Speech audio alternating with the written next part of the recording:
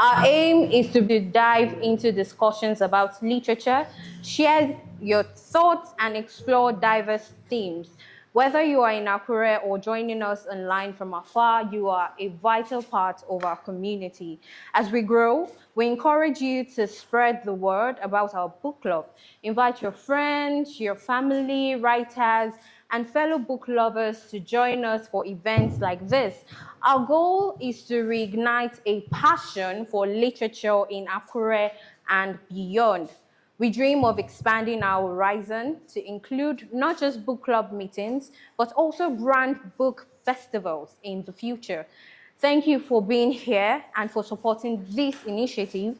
Together, we can reignite the spark of literacy culture in Nigeria, and let's embark on this exciting journey and light up the world of literature. Once again, welcome to Akure Book Club. Thank you so much for coming.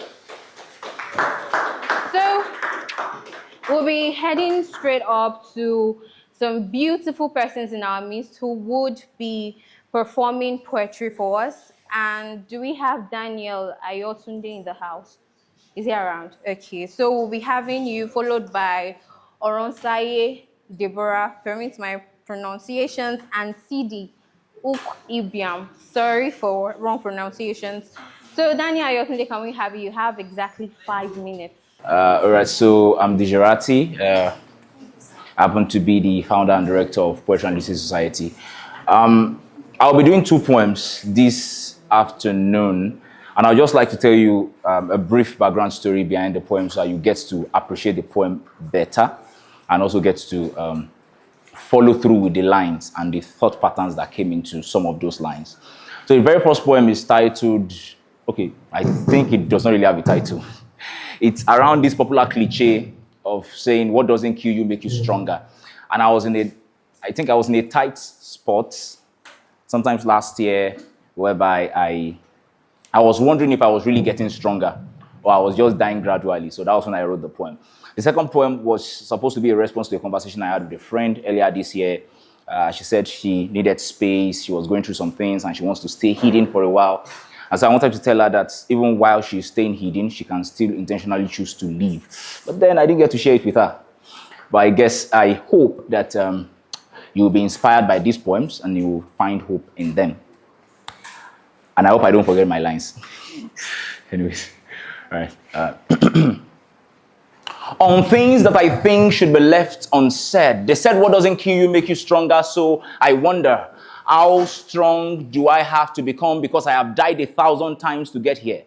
They said, what doesn't kill you make you stronger? So I asked, how many times do I have to die to be deemed strong enough to live? They said, what doesn't kill you make you stronger? So I replied, free me. I'm dead already. I'm only living to tell the tales of the many stories of the many times, the many ways, the many tales, the many stories of the many times that I did die. And you see, there is no story as interesting as the one in which the main character dies. Let's talk about William Shakespeare, Romeo and Juliet. Let's talk about the adventures of Merlin. Let's talk about Titanic. Let's talk about Braveheart. Let's talk about The Lovely Bones by Alice Sebold. You see, I have a poem about tears, but it's just started trickling. Maybe that's why it's called Tears, because it tears our sights wide open, and when we remove the fluids, when we wipe out the teardrops, we remove the veils too. You see, I've got a poem about tears, but it just started dripping. Our hearts shed the many tears that our eyes shy away from. What I carry as Triple H is the hammer labeled with heartbreak, hurts, and hates. It's a heavy load for my hands to bear, so I carry it bullishly on my heart, the only weight-bearing organ of my body and my soul. And I can tell you it works out a lot. So I ask you, do the things that don't kill us still make us stronger? Or do our scars forge resilience? Or are they just the cheap scars, the cheap marks of zombies, the signs of a walking dead? So now to the second poem. It's very short, so. You may get hidden, but don't become lost. Don't roam in the dark. Do not wrap yourself in the deafening silence of the night. You may stay hidden, but don't become lost. Alas, for your preservation, there is an ark. For your sake, a priest has become a knight. You may stay hidden, but do not ever, ever become lost. I know there are cracks where there should have been sparks, but I'm telling you that all might is being directed into ensuring that you are all right. And can you see that all of nature, can you see that all the elements in the universe are all cheering you on? Can you see the beautiful sun smiling at you, shining on your radiant faces, telling you that I am rooting for you? So let its rays guide you back home, maybe sometimes hiding, but do not ever become lost. Thank you. Okay, so my name is Deborah Aronsai, a student of cybersecurity, and the title of my is Life of a Dreamer. Our brain cells screaming dumb, a life feeling mid, yet seem wrong, clueless, void, but dangerous, sitting unnoticed like a time bomb. Our hearts beating in unison to our dreams hub. Our mind bursting with imaginations you think she might blow up. But they never knew she was a rocket preparing to take off. Being unique isn't being made. Being unique isn't about knowledge and means. Being unique isn't about the style of ink, nor is it about the obvious, your fingerprints.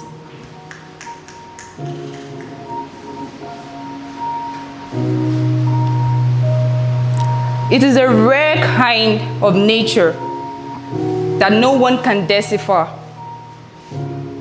It is a bursting core of energy possessed by dreamers. It takes you to an alpha level, others better.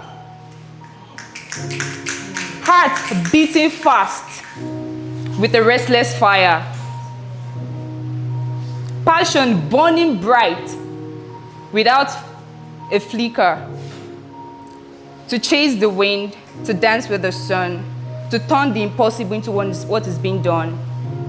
From the busiest time of sunrise to the whispers of the darkest night is the dreamer's glowing mind. Brewing and bubbling like hot lava. Our dreams feet on the lining, color silver. Waiting for the momentum to take on yonder.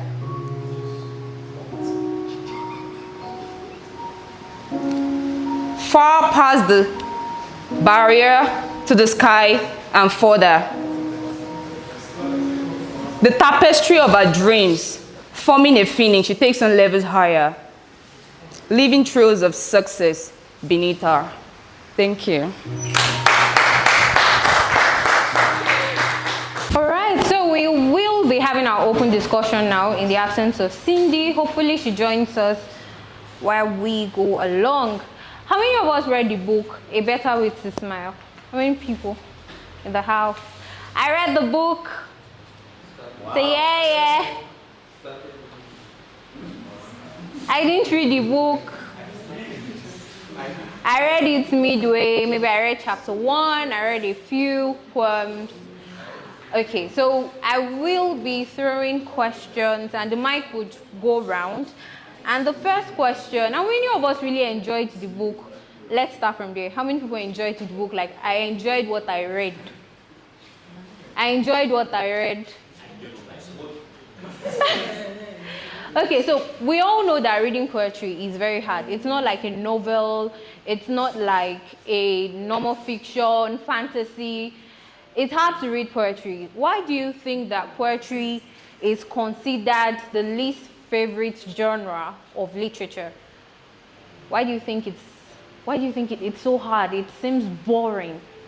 Can you might go around, please? Why do you think poetry is one of the least favorite genre of literature? I think fundamentally it's first the mindset that people have towards poetry. I could remember growing up in secondary school, and English literature teachers did not make it seem nice. I'm going to share the same story.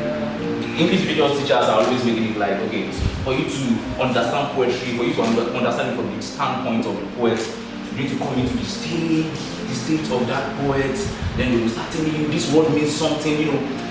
As interesting as that is, because that's what I do now when I listen to a line of a poem, I think beyond the words, I think into what the writer must have been thinking. But while they were teaching it, they did not teach it in a fun and engaging way. So it gave us this stereotype that when it comes to poetry, you have to be on a high level of colos that is not from around here. There is this mode you have to come into, and also I think because of that stereotype, many people did not like poetry. But a lot of us actually love poetry as kids. I can see that for all of us. Yeah. I mean, of us read nursery rhymes. So people need to start. We loved it then, but then we came to secondary school and they are trying to make it hard. And I think I was watching one of P. Literature's video. I was talking of encountering a critic that was trying to critique his work, telling him that his work does not look like a conventional. Was that? There's not like a conventional poetry style and also the whole point of bringing criticism into poetry also kinds of make it uninteresting to many people. You want to see it as something that is meant for some certain set of people. I believe that everybody can do poetry. I believe it, and I think it's a message I'm preaching now to many people. If you can think of words, you can think of things, just let your imagination run wild and then you look for the words to put it together. I believe poetry is the yarn that weaves our world. Wow, that's wonderful. That's wonderful. Who else has something to say? Why is poetry quite hard? Why is it the least favorite? Okay, we have someone.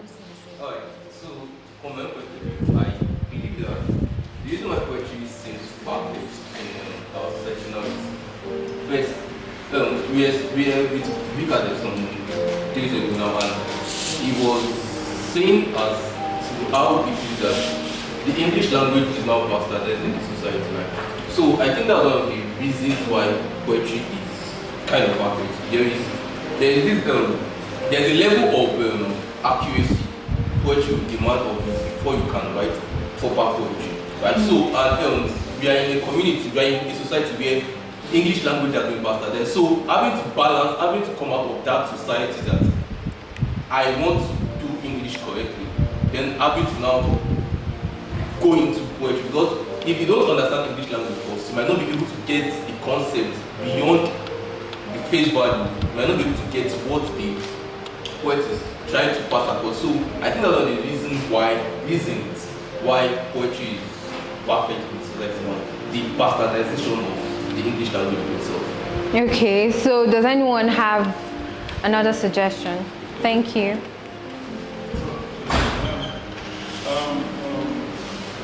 I would just like to say something. I'll move in the context of why do you think poetry is boring? So I'll say one of the reasons is because most of us we're lost in the digital distractions. So we tend to enjoy social media. So that kills our emotions when it comes to listening to things that is actually going to be physical or you carrying the book. Yeah. So one of the reasons also I would say people tend to be lost in the adulthood stage, and then they just want to be happy. It's something that just wants to make them smile, but not having the emotions to really understand what poetry can actually do. Because I think poetry at some point, in fact, it's one of the things that can give you when you're going through some stuff. Social media can just give you happiness for a while, but poetry can actually give you that deep joy. All right, so with that question, I think the first misconception is thinking poetry and, well, other narrative styles in literature are somehow things to are on the same scale or things to battle it out in a major market, if you get me.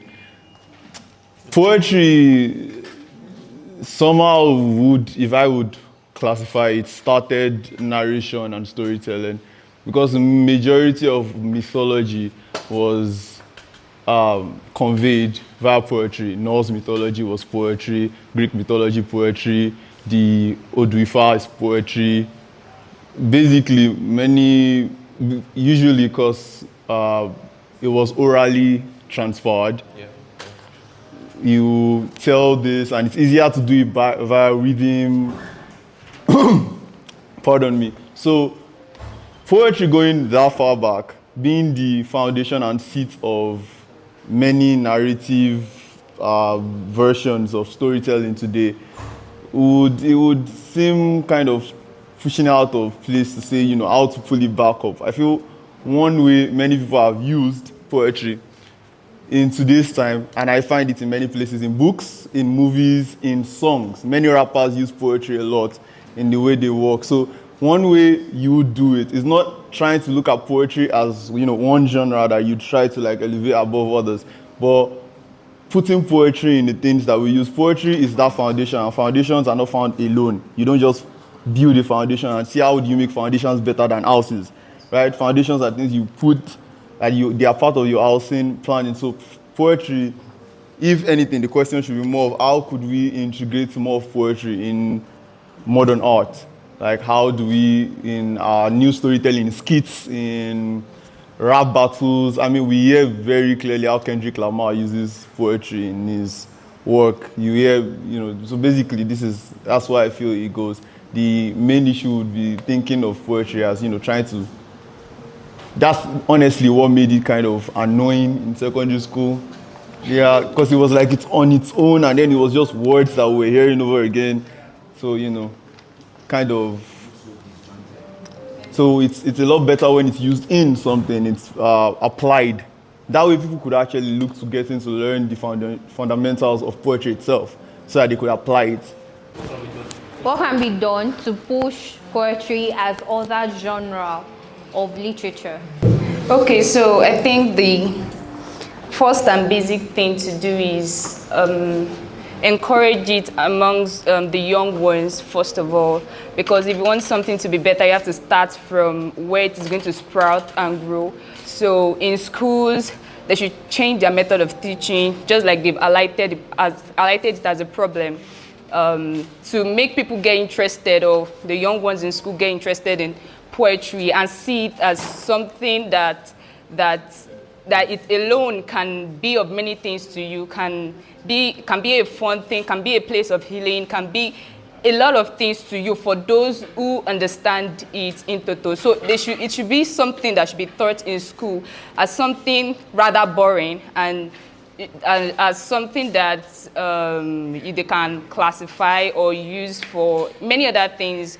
And then I think another thing that can be done to make poetry stand side by side with sensitize the masses. So apart from just young boys in school, I think sensitization and just education is one of the basic things actually that I would say is a prerequisite to making it known. Yes, thank you. Okay, so let's get practical, yeah? We're talking about solutions, and one of the suggestions I've heard two people give now is to change the method of teaching poetry. How then can we change the method? Because when it comes to poetry, we're talking about rhymes, we're talking about stanza. I remembered when we were in secondary school then, they'll be like, when it comes to, it has to be shon, shon, shon, shon, shon, then it is A, B, B, B, C, C, C, C, A, D, A, B, E, that kind of thing. So how can poetry be simplified for young ones to love, like how they would love clay works, how they would love playing other games? Who wants to help us with that? I'd just like to say a few things. When we're speaking of what can be the solution? I won't say there can be a permanent solution, because when 2 years ago, 3 years ago, 5 years ago, there's nothing we call Gen Z, right? You don't know what's going to happen probably next year. Probably there's going to be another name. You don't know what will happen 2 years later, 3 years later. So I believe, the way we teach the Bible, let me come that way again. The way we look at the traditional worshippers, when they say something like incantation, or when you say, he that dwelleth in the secret place of the Most High shall abide. the way you teach those things now are different from the way you teach it back then. So I believe even what happened to technologies should also be affecting poetry. What happened to BlackBerry, to pack off, might also be what is also affecting the aspect of poetry. So I believe innovating new ideas on how to solve these things should be our work. Innovating new ideas on how to actually do these things, how to promote it, how to follow trends and the likes. So that's what I believe. One of the things I can say about that is that we can start from their interests. How to bring poetry into their interests. Just like even we use phone, just like currently we have Meta AI, they have to bring their Meta AI inside our WhatsApp. So you don't have any option than to use it. Just like what is innovation. So we can actually find a way to bring it little by little, right from, okay, what you're interested in, you can incorporate this into what you're doing. So little by little, and by we advocating for it every day, constant repeating it into the masses that, okay, this is the important of it. Let's start talking about the importance of this. By the time we are going to do it that consistently, at least I believe it's going to change. Thank you. All right. Personally, I see poetry as something that I can never do wrong. That's me personally. So it becomes a safe space for me when life deals its toughest blows. I think I've written it consistently on my status a number of times that when everything is off, there are two things I know I can always recourse to: God and, of course, poetry. And that's just it for me. Now, we spoke about bringing poetry into people's everyday life, and I think I've seen a number of people, a number of people I look up to now do that. I think I saw Eben Keys do something like that. Someone like Paul Ward is also doing something like that, trying to bring poetry into filmmaking. David Odiase. Some of these guys are really doing very, very amazing things with poetry. And I just remember the joke by Lasisi now, where he said, if poetry has done it for you, clap if poetry has done it for you. We really get to a point where we get poetry doing things for us. And like he said, we need to come to a place where we learn how to infuse poetry into our everyday life. And I think that was what Ini mentioned. The fact that we should see poetry as something that can be applied. It's not something that is standing alone. How can I apply poetry into sales? Really? Sale copies that rhymes, they do better. So that's you putting poetic elements into what you are doing. Imagery, metaphor, assonance, personification. Put all of that into what you are doing. Put it into your everyday life. So I think the issue here is that we are not seeing the poetic elements in the things around us. I can look at a tree and I'm seeing the poetic elements in it. I can look at someone's business and see the poetic element in it. See the rhymes, see the rhythms, see the patterns. Inside of it, the black box, for instance. I'm just calling it the black box because that's something poetic. Looking for an image to put words into. So I think we should come into that point where those who are frontiering poetry now should start thinking of ways in which they can make poetry evolve from what people see as an archaic art, which is what we've been talking about. When we viewed poetry in our secondary school, we saw it as archaic art.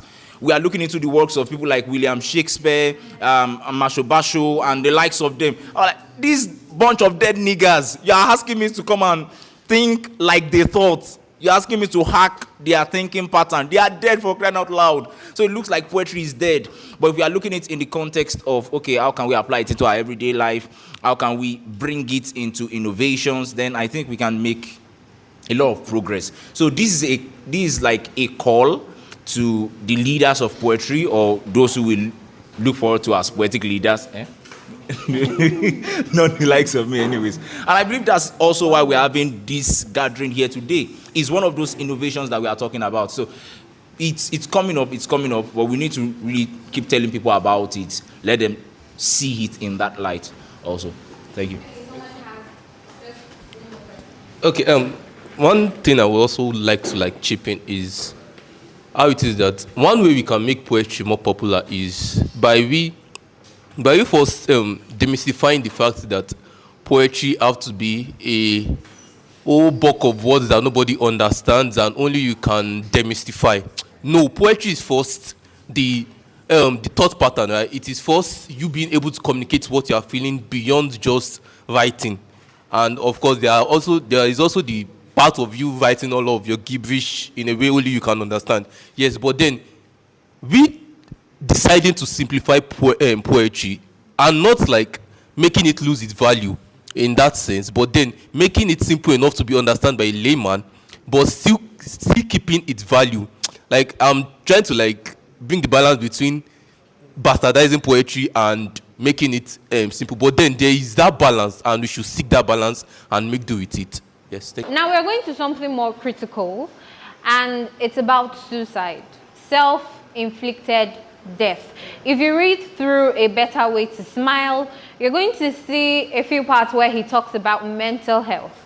And that's what we want to address right now. Why exactly do people commit suicide? Especially the ones who campaign for certain things. They say, oh, talk to a person. When you're down, overwhelmed, reach out to people. But we end up finding them depressed themselves. They don't reach out to persons. They are mentally abused themselves. So why does these things happen? Why do they happen? Why do people even commit suicide at all? Who's starting? In 100 level, I have 6 carryovers. In 200 level, I have 7 carryovers. In 300 level, I have 5 carryovers. So whether I graduate or not, it will be in part of my book, The Journey Part 3. So then after that, I think after that the life, I graduated from the Department of Physics Electronics. It was so tough and hard on me. Like, so after graduation, I faced myself that, Isaac, you're going to the outside world. Can you even employ yourself? I have to have a meeting with myself. It's totally no. So at that point, I said, okay, since it's a totally no, I venture, okay, let me start doing business because I can't go home. I came from a village. So I can't go back. I have siblings.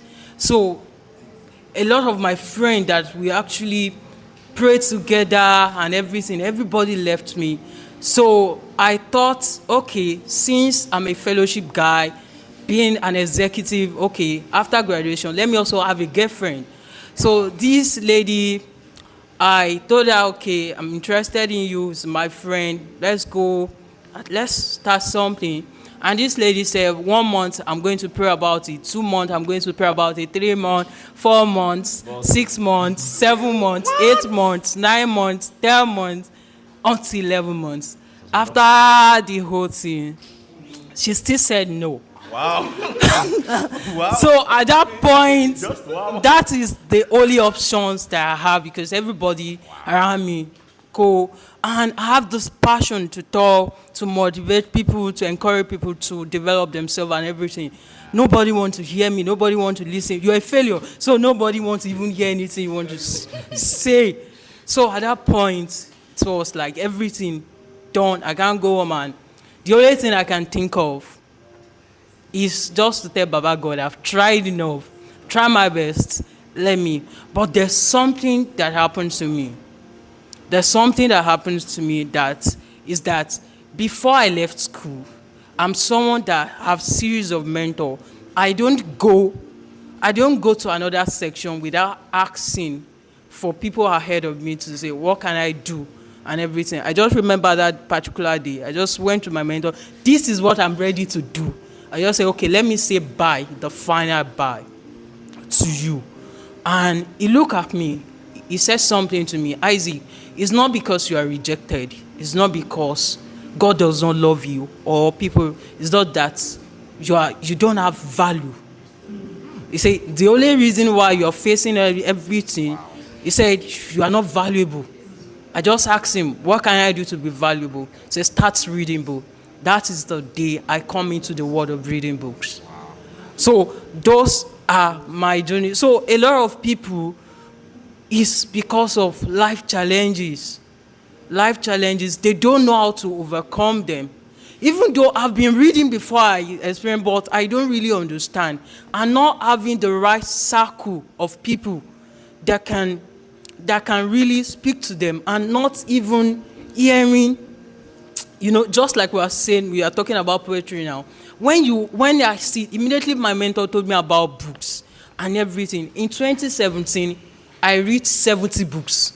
Wow. That is how far I go, because I keep committing myself to it. Then 2018, I read 60. 2019, I read 60. So it's become an addict. It now becomes something I do. That's why I said we can use word to really, because it's that word that transform my life. So not having the right value system, and everybody always think that, okay, if I'm in this one challenges, or that is the end. That is not the end. I thought that was the end. Even though I've never used my certificate to work, and globally I've entered place. I don't even have a written CV. I don't have anything, but I've been doing stuff, collecting my own money and everything. So it's because they don't have the right value system, just like what my mentor told me. And that's why I became an advocate of book reading, training people on how to read books. So that's what I do. So that's what helped me. Thank you. Okay, so do we have another question? He said a lot, or any contributor, why do people commit suicide? Thank you. I would say there are some reasons. Okay, let me start from the general one that everybody knows. Where you go to, who you listen to, and what you see can affect your emotions. And where suicide starts from is from your emotions. Someone can just look at you today and say you can't even amount to anything. Once that word sinks into you, it becomes a scar. And once you listen to stuff like that all the time, could make you feel worthless, and you might want to commit a suicide. I used to tell people, that one of the ways you can survive this world is for you to have a filter. What you look, you filter it. What you listen to, you filter it. Whoever has communication with you, you filter it. Because for every conversation, even the Bible says that the power, I can't really lay my hands on how it's been said, but power lies in the tongue. And out of the abundance of the heart, the mouth speak. And if you now listen to those things that turn you down, and trash you down, you might want to commit a suicide. So there are solutions to it, but we are speaking on why people commit suicide. So the emotions, human emotions, your emotions personally can make you commit suicide. Thank you. All right. Yes, I think I will just add this on a final note. Sorry, not on the final note, I don't know if... but I mean, like, in addition to what has been said, he spoke of the things we see and the things we hear. Really, I think we really don't pay attention to what the entertainment industry is doing to us these days. A friend of mine said something, and I've held it since 2020 now. He said, whatever entertains you, enters you. And that is, whatever entertains you, enters you. Today, we see movies. The very first thing you are seeing is a nude person. If you are not seeing a nude person, you are seeing violent sin. You are seeing blood everywhere. So these are the things we see. And I would like to track back now to an account of, a man of God now who was saying he saw a movie where somebody committed suicide and he loved the way the person committed suicide. And the person did it with boiling ring, and there was an explanation he had around it. Basically, most of the things we pick up are from movies, are from songs. The movies we watch, the songs we hear, and then maybe a little bit of the people we hang out with. Maybe a little bit of the people we hang out with too. So it's basically what you hear and what you see. Okay, let me speak also maybe from a personal experience now. In 2019, I was in a very, very dark spot. Very, very dark. And before 2019, that was the darkest of all the sports I've ever been. So I was contemplating suicide at the point. There was a sniper in my room. There are many times I looked at that sniper and I felt like. So anyways, that happened to me in 2019, but I won't like to go into the details now, but I came out of that experience. And I can tell you, because after 2019, coming into 2020, COVID-19 and all, I was praying to God, let no year like 2019 ever come again. But last year I faced things that were worse than the things I faced in 2019. But suicide was never one of my thoughts. Because I had built value, like you said. I have a number of things going, and I knew, man, this cannot really be the end of me. So I've come to a point where I realized that irrespective of what I'm going through, of the challenges I face, irrespective of, okay, well, finances happens to be one of the major things that moves us. Finances, and then, of course, in the school cycle also, your academics, your grades can also do a lot of things to your psychology. But I've gotten myself to a point where I realize that those things do not define me. So basically, I had built value. I have worked on my mind to come to a point where I realize that I'm not my emotions, irrespective of how I'm feeling. I mean, yes, some people commit suicide also because of the feeling of rejection. The feeling of rejection and the feeling of failure. Those are like the two biggest reasons for which people commit suicide. When they feel rejected or when they feel they have failed and they feel this is the end of life. But if you have built a consciousness that goes beyond your success, your personal success, and that also goes beyond people's acceptance, you would be able to come out of any dark spot you are in. We have people that are exceptionally perfect, wonderful. It feels like they've done everything. They are the ones campaigning. Say no to depression, say no to this, say no to that. And then we wake up one morning and someone drank sniper. What would you say then pushed their suicide? What would you say would have made them just so drained out and decide to, this is the end of it for me? All right. Stephen Harcovey did something in his book, The 7 Acts of Highly Influential People, The 7 Habits of Highly Influential People. He did a dichotomy between personality traits and character traits.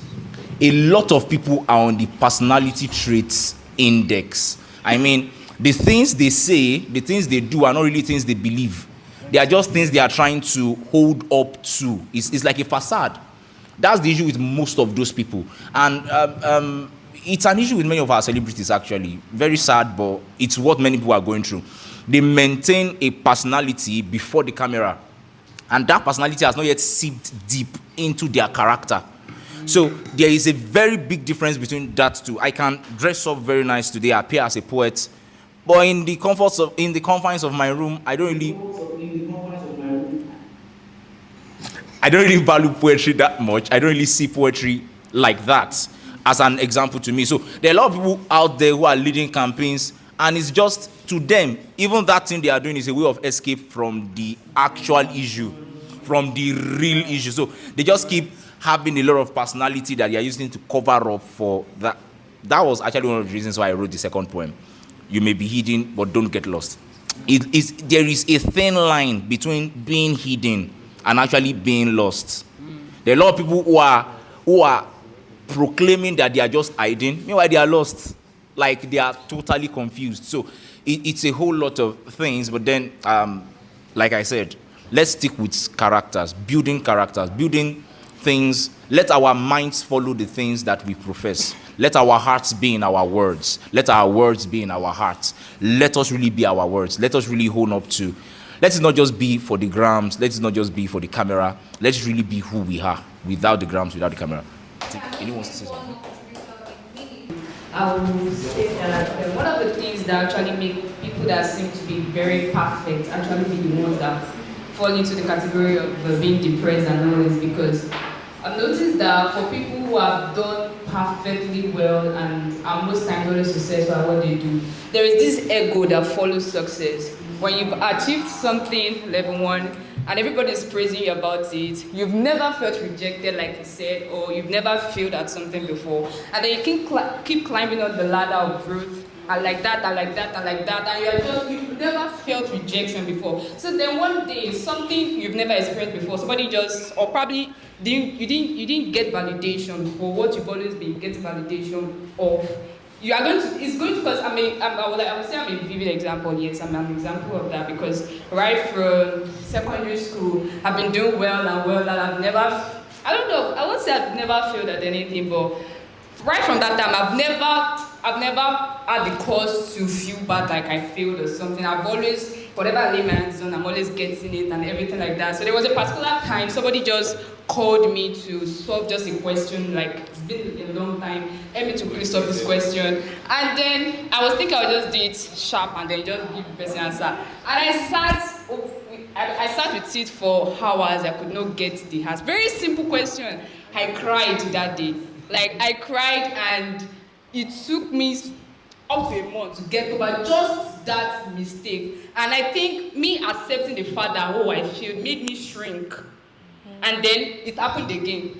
Like, the failures kept coming in, and I kept shrinking and shrinking. And people that, it also has to deal with emotions, because if you are very, very emotional, you just start thinking of this suicide stuff. But me, I love my life. I didn't even think about that.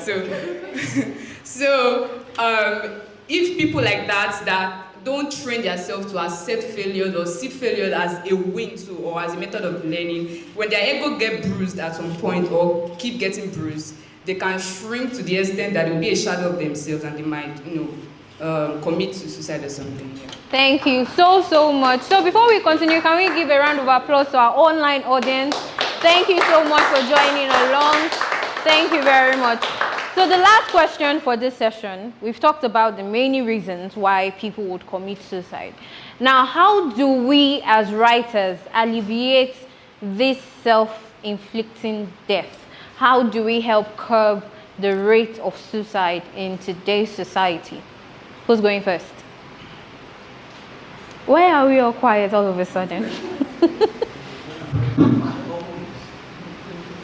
Let me say, like Mr. Isaac said, he said something about value. Okay. I said the kind of people you roll with, or the kind of things you listen to, affects. So I believe when you have conversation or you're trying to write something, write value.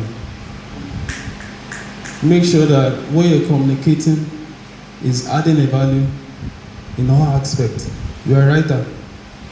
In fact, being a poet is even more hard than being a writer, because you can say, okay, this person is depressed in a particular context. Immediately, you can get a value to solve that one. This person is about to commit a suicide. Immediately, you can get something to communicate value just to solve a problem. I believe one of the things you should do as a writer is for you to understand that you are a problem solver. Number one, you are a value giver. You don't need to expect back. When you give more value, a lot will come back to you naturally. So, as a writer, you should understand that giving out value should be your first goal. Giving out value. I wouldn't want to say much things, but let me just stop there. I think we can use our media, social media. It's beyond catching cruise now. We have turned everything to just catching cruise. Like, there's no right value system out there, just like what we said. As writers, as someone God has helped that, okay, we have come to that light, we should be able to at least dispense value, write something meaningful. This year, I started a trend on my WhatsApp. My WhatsApp is a status. Due to that depression, that's why I started school on my WhatsApp. Every day, I started that trend in 2017 until now. I've never stopped teaching online about book reading. So this year, I started a trend around February. I send my write-up to over 50 WhatsApp groups consistently every day. I think I send it consistently every day. Orientating people about book reading, growth, because those are some of the things that we can put into the society. The prayer is much, the economy is bad. There's a lot of things to think about. School fees is on high, food stuff, it's the economy, everything. But with the little we can do it with the social media, what we post matters. The word, even the scripture said, the word we speak, they are life, they are truth, they can transform life. So we shouldn't, if we can see this as like the word, everything I want to write, it's life, it can save life. We won't just post something irrelevant to social media. There are many people's status I can't just read because they will spoil my mind. They are deceased to my soul. So we should try to use our social media rightly. Once we use it, I receive testimonial all over the country following me because of what I occupy. We should use our position as well to communicate. Even from Afghanistan, I've seen messages from Indonesia, Russia, different people. Why? Because of what I decided to do. If each and every one of us will decide to do this, it will all solve a lot of problems we have in the society. Thank you so much. First of all, I'd like to establish that there will be no Billie Eilish slander in this house on my watch. Thank you very much. Secondly, I do appreciate what he said. I'm talking about, hope being sent out and messages and pieces that creatives put out. But I do believe what we have termed as messages of hope are just false senses of pseudo-optimism that the media preaches to. Everything's gonna be alright. Yeah, sure, I know, but when, nigga? Like, we all get that, everything has its own place in time, sure. Like, so it's not, everything can be gay and dandy all the time. Anybody keeps receiving the messages of gay and dandy, sunlight and brightness every time, he's going to be pissed. Because things don't look sunlight and dandy all the time. Sometimes you need to know that, yeah, shit sucks, but keep your head up there. You need to hear the old days I'd sit down in my room with Juice WRLD and Billy and, sing down into the, depths of it, but it's not, those songs are not helping you sink deeper into depression, they're helping you feel. And the healing starts when you start to feel. When she was talking about those celebrities that are always out there and, saying no to this, and they at the end of the day, in the back of their own room, like Avinci, after the old beautiful song and whatnot, split his own wrist or whatnot, they go back and they kill themselves and you're wondering how. It's because they didn't learn to feel. They thought they had to always be smiling and be a sign of hope for somebody without learning to feel themselves. So the very start of it is learning to feel. You need to know that you're hurting. You need to know that you're not good at the moment. And then you seek hope. But if you're looking for hope when you don't even know that you're not good, you're just looking for a placebo. Thank you. It's not every time that we are going to be out there saying everything's going to be alright. Sometimes actually describing what death looks like, or actually describing what pain feels like, is what's going to help someone. Because some people don't even know what it feels like. So if they can know that this thing I'm feeling doesn't make me any less of a human, it will help them actually get through those bad times. There was a time aside being a writer, I'm an actor, so there was a time I decided to experiment with suicide. And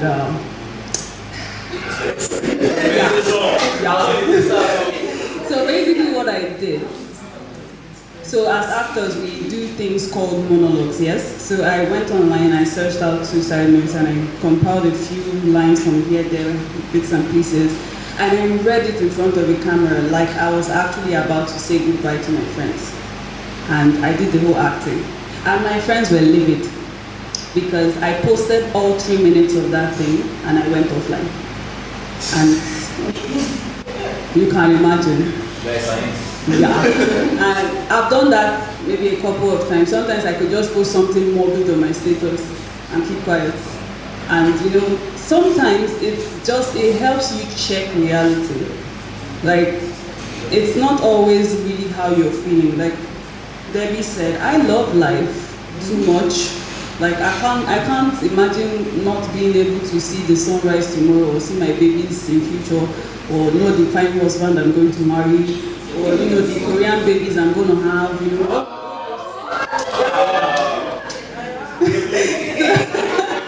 So those things not everybody has that strength.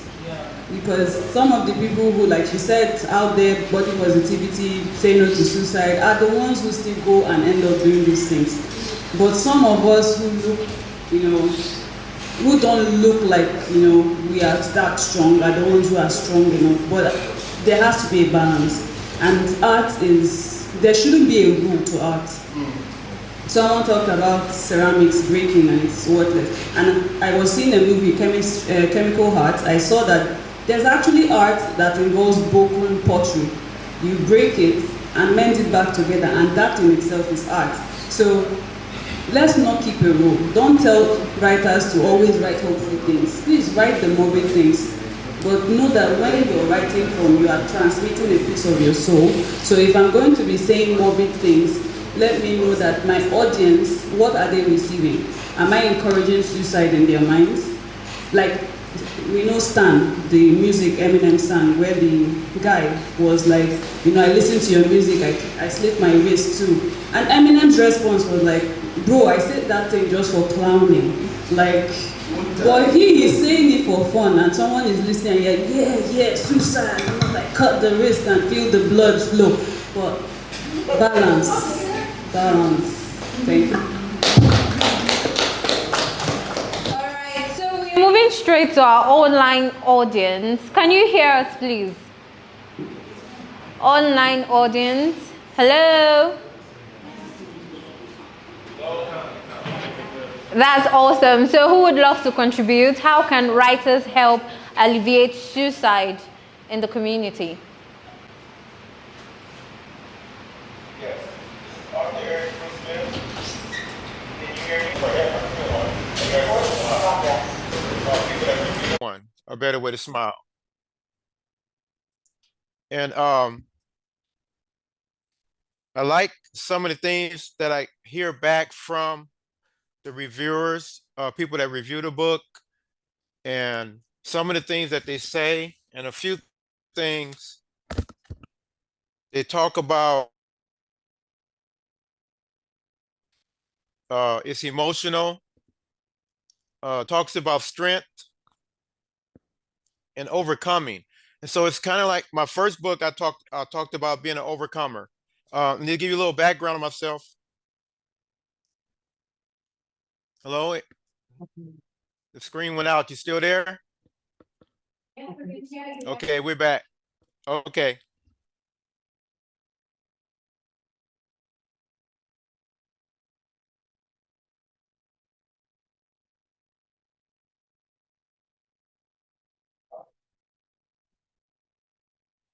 So, because early on, educational hurdles.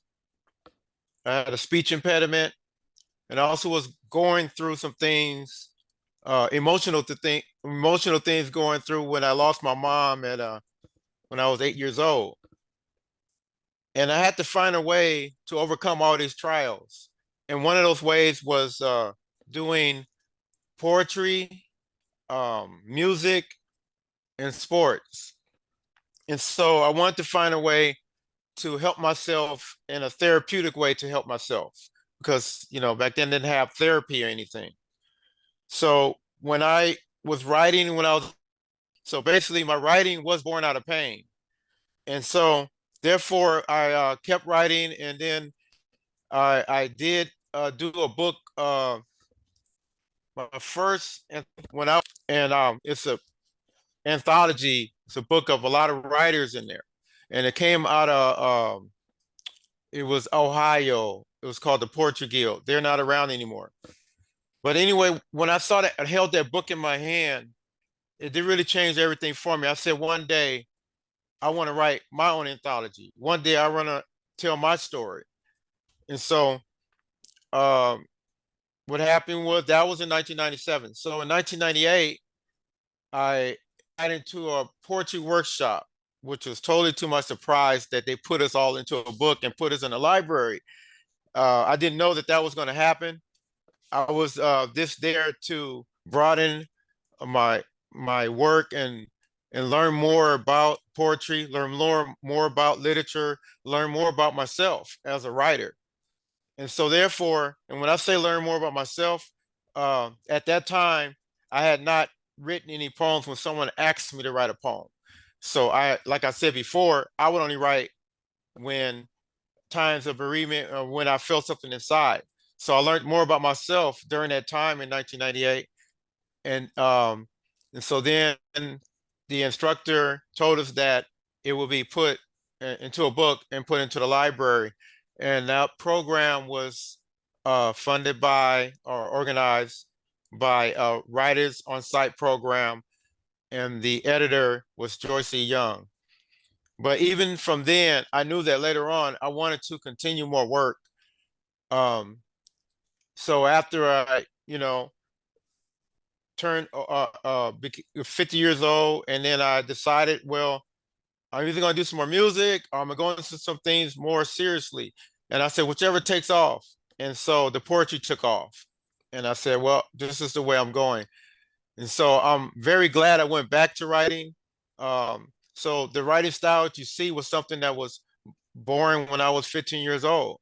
It was just having that vehicle to get out, having that vehicle to be heard.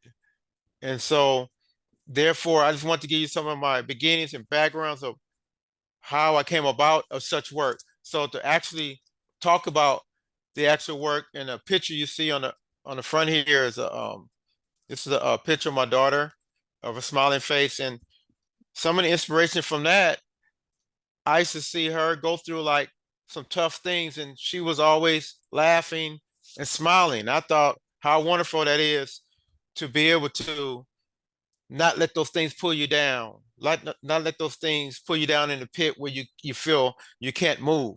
Well, my daughter was always laughing and smiling about it and not letting it get to her. And then that made me understand that her laughter and her smiling was become of how she conquered those trials, how she overcame the setbacks. And so it was so much more behind the smile. So therefore, I think a lot of you have read the synopsis of the book, and the synopsis, and I'll just read a little bit of it. The mixture of poems in this collection speaks to the heart and will meet you right where you are. Just as I write to free my soul, others may laugh and smile to keep their sanity. Many souls find that the only way to evolve through the human experience is to have a way to release and restore. Having a better with a smile is simply learning to overcome your burdens while conquering your trials. And even in this synopsis, I mentioned release. I even have a poem titled Release. And so some of these poems in here, some are spiritual. I have maybe one or two short stories. The first book I did like 12 short stories. So I was talking with Peter Okonkwo about. 60 seconds, as we would love to move to the book review, please. Hello? Could you round up? We have to move to the book review right now. Oh, yeah. Okay. So that's all pretty much what I want to say, to give you guys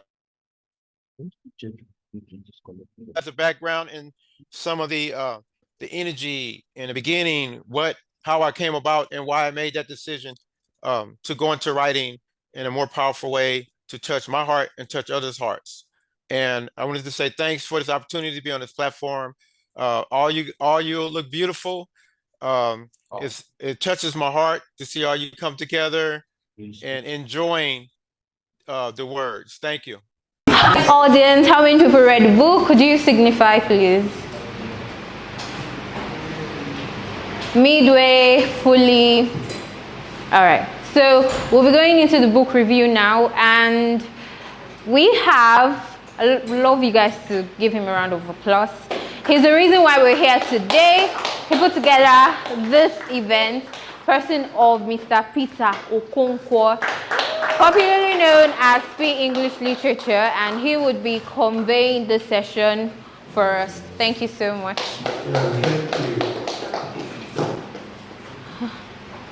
Thank you very much. It's lovely to be here today, and thank you so much for sharing. It's quite fun. Yeah. Thank you. Yeah, so for the online audience, I'm not sure if you can hear me. If you can hear me, please signify. That's off already. Okay, John, yeah. Can you hear me, online audience? Can you hear me, online audience? Okay. Yeah, so we'll be diving into the review of A Better Way to Smile. I'm not quite sure how many people read the book. Fully, halfway. What's happening with the Zoom connection? Okay. I'm not sure how many people read the book fully, halfway, and if you would love to talk about it, it's going to be an interactive class, not as if I'm the one talking about the book review. So everybody's going to share their own opinion of what they think of A Better Way to Smile. But before then, I just wanted to talk a bit about Eric and his writing. Oh goodness, I don't have a physical copy here with me. I'm not sure if. Yeah, so Eric has authored 2 books so far. The first one is The Hidden Peace in Poem, and the second one is A Better Way to Smile that we're talking about today. Yeah, so if you've read the book, you can signify if you would like to talk about it. If you would love to talk about, a bit of what you've read about the book, etc. Before I move into, I just have 2 questions actually to ask from the book. So if you've read the book, physical audience, if you've read the book and you'd love to talk about it, I'm not sure if you read like 1 poem, 2 poem, 3, etc. Yeah, you can signify while we pass on the mic. An online audience too, if you've read the book, please signify if you'd love to talk about the book. I'm not sure what is wrong with E.W. Farnsworth. He has been holding the book now for the past 1 hour. Farnsworth, are you there? I'm just concerned, I'm not sure if the hand is... Okay. The other questions that I have here are taken from the book itself. Anyway, so I'll just go about and talk a bit about what I think of Eric Bruce Smith's poetry collection. There's a video on YouTube on P English Literature where I review his book. Talked about life experiences. He's an author, and we've been following on, and we've heard over and over again on the show, in interviews, in review formats, even in conferences that we've had in time past. So Eric's book, it's a collection of poetry, and it's made of 2 sessions. The first session talk about different life issues, experiences like we've talked initially about mental health, about suicide attempts, about death, and so many other things in the first session of the book. Then the second session, sorry, let me check if Wilson is on mute now. Hi, Muty, are you there? Well, the smile through tears motif is very compelling. The idea that you would bring your reader to experience what you did in the way that you did it, with the clarity of your reflection, suggests a pedagogy.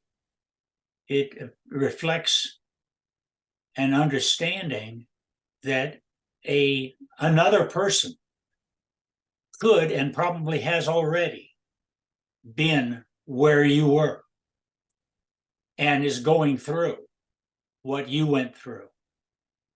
And I like every once in a while, you're picking up to ask, are you with me? There's something about the way this work conveys a sense of community and family. Very compelling, very deep.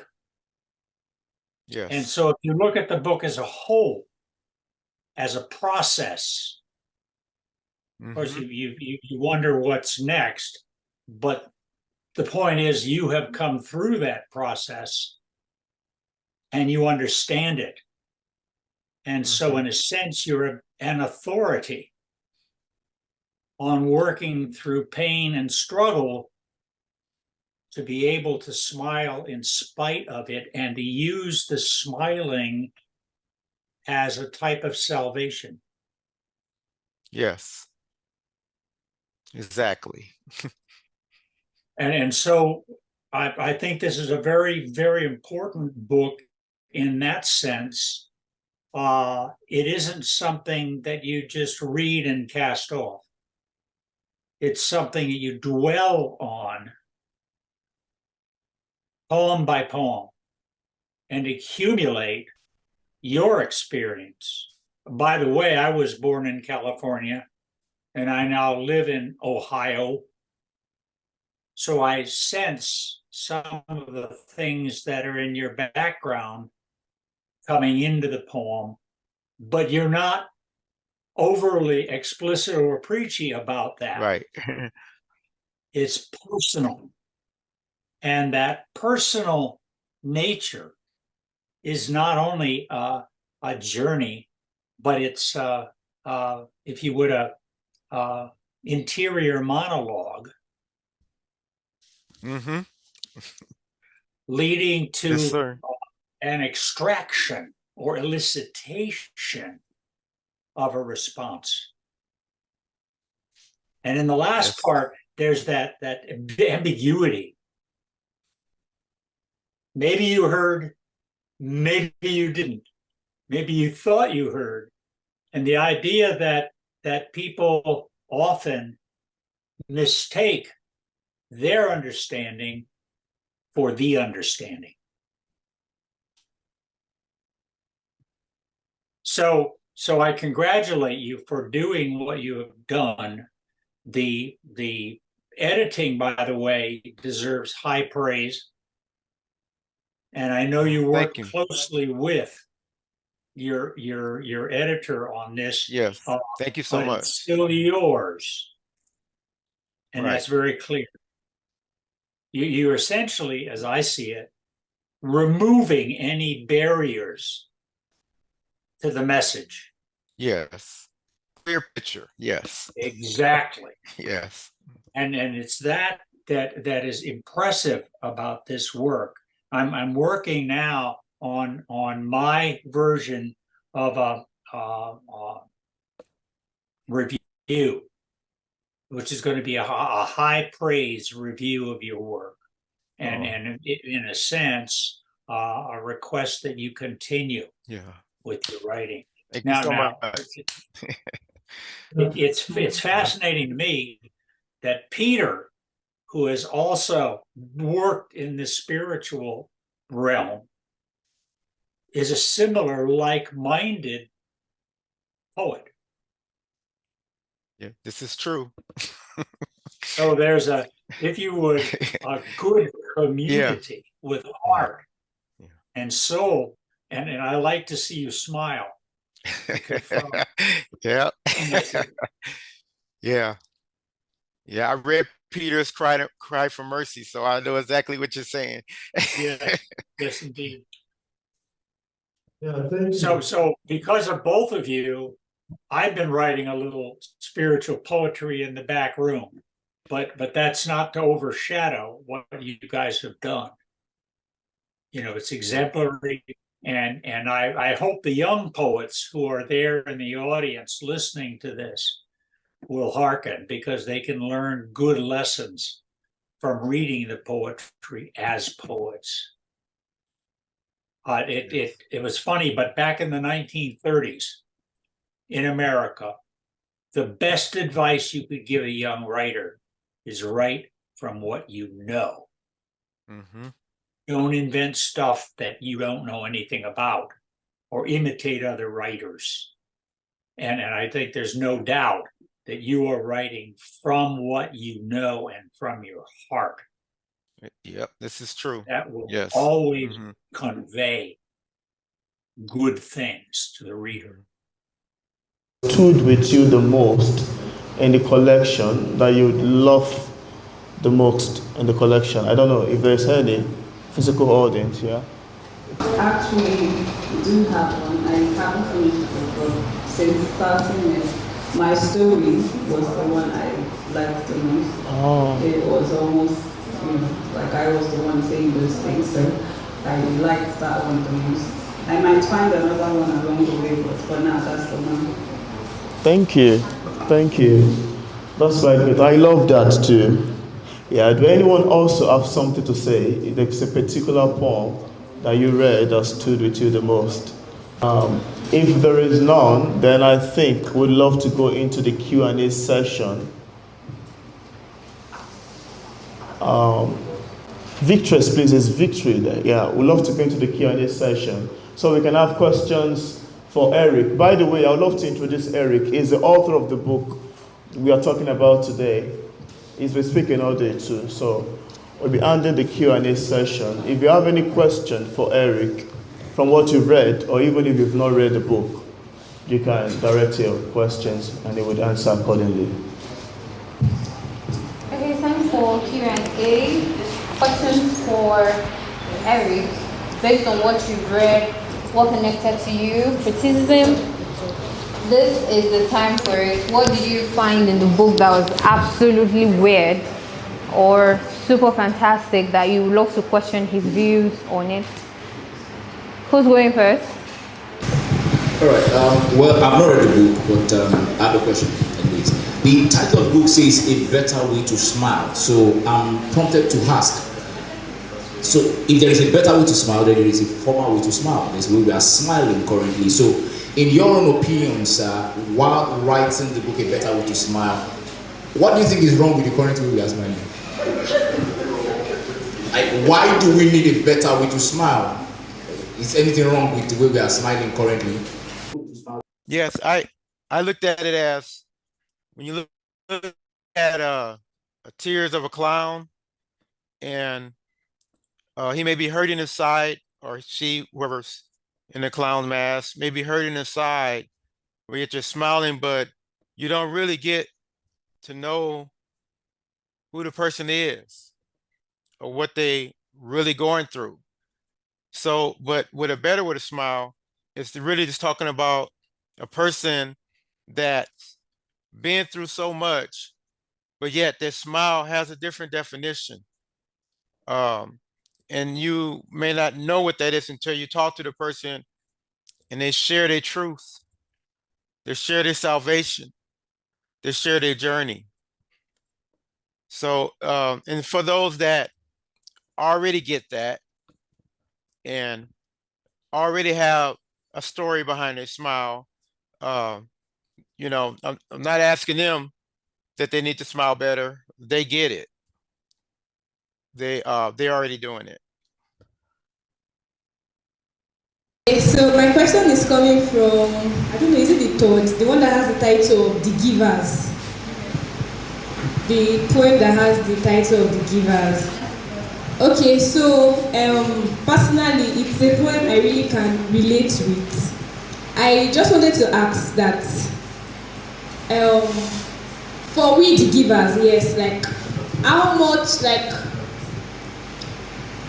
what, I'm sorry, English is failing me right now. What way can we better smile as givers? Because from the poem, we givers are people that have sacrificed. They are just really bent on making everybody fine, even if they are dying.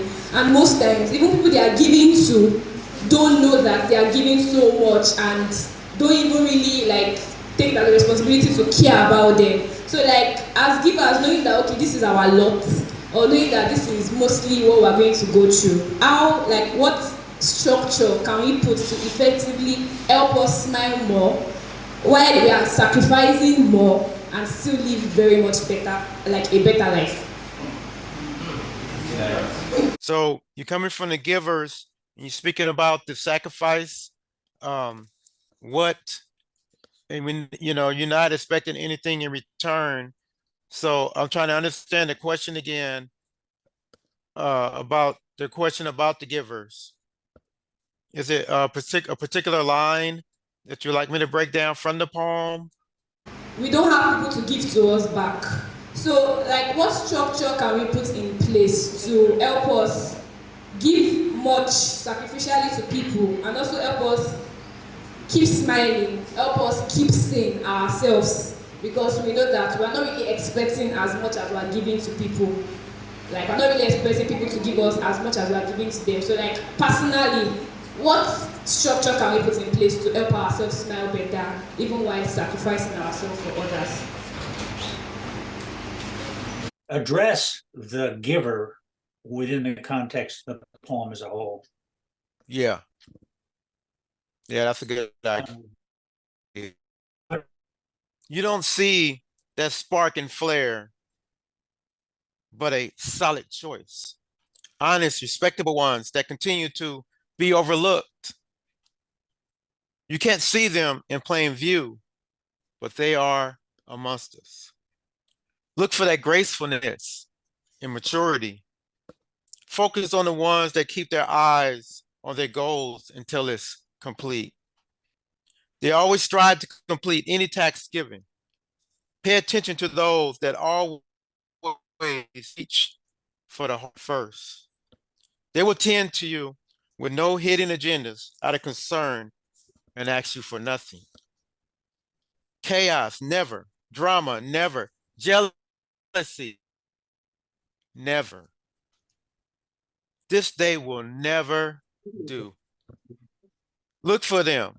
They are close. They are near. You can see them with spiritual eyes. Open your eyes and adjust your lenses. They are passing. They are passing you every day. That's great. You picked that one. And I think that's one of Peter's favorites also. A wonderful He likes poem. that. Wonderful. He likes that. And Peter had commented on it before to me that, you know, there are good people in the world. And we just have to seek them out, find them, bring them into view. Those are the kind of people you would like to be by your side. So we don't want to miss them. But I like Peter's comment when he spoke about angels passing. It's one of his favorites. Peter would know. Yes. Yeah. Thank you. Thank you for that selection that you requested. Thank you so much, Eric. Anybody have any other questions? Okay, we have.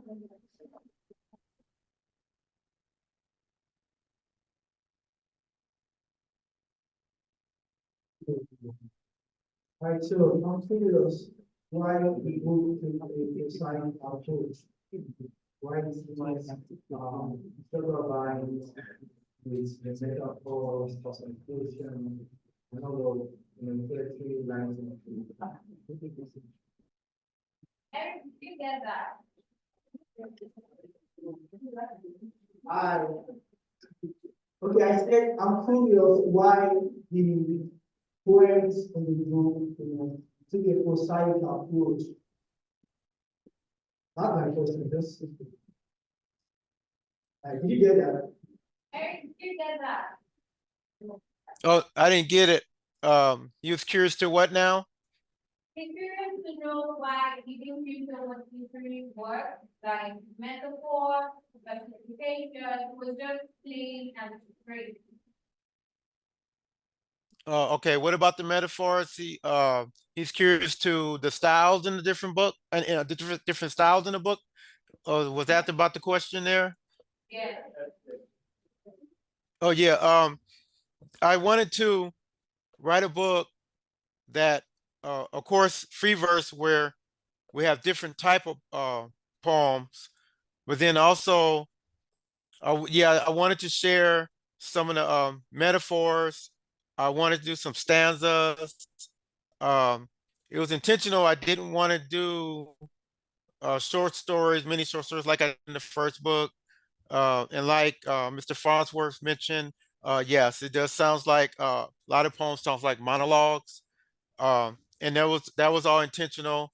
I didn't want this book to be exactly like the first book, and I did want it to have words that reach out from the pages, and I wanted to have its own identity. So that was one of the reasons why I wrote it in the style that I wrote it. And let's see, as far as the book is full of metaphors. And even in the first poem, starting out the gate, we're talking about a person who became doubtful about himself. And, you know, he found out that he had to keep fighting. And it seems it's like he was fighting spirits that's trying to overcome him. And in the end, he says he'll never doubt it again. He'll never doubt himself again. And I'd just like to read a little bit of that. My soul and spirits are at odds.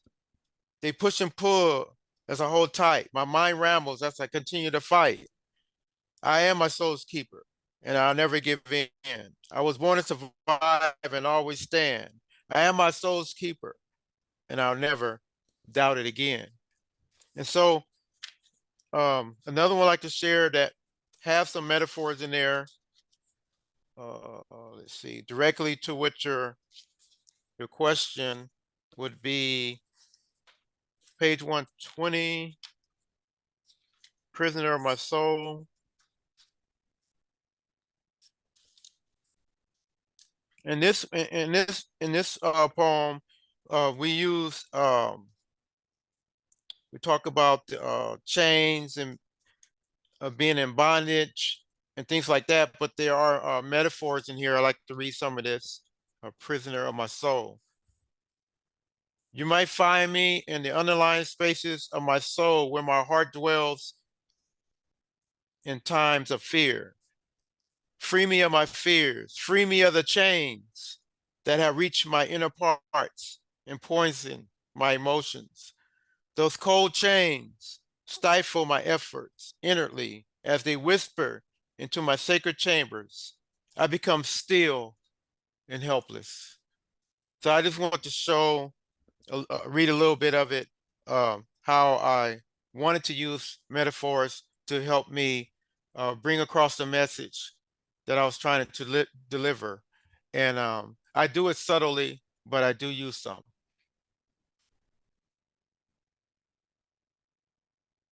All right, thank you so much, Eric. Thanks to everyone that has contributed to this session. Now we'll be having a wonderful country performance by Lizzie.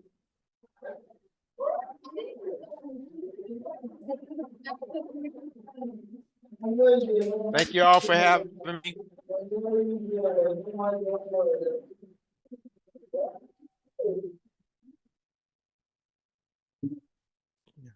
Sounds like we're wrapping up. Are we wrapping up now? Eric, could you read one more poem? The poem sure. Forever Love. Yeah, I'll read that That's one. That's a nice sign off. Yeah, I got a lot of good feedback from that one. Yes. Forever love. You are the reason my spirit grows stronger in the wake of my declining flesh. As I kneel before you, your kiss heals my soul.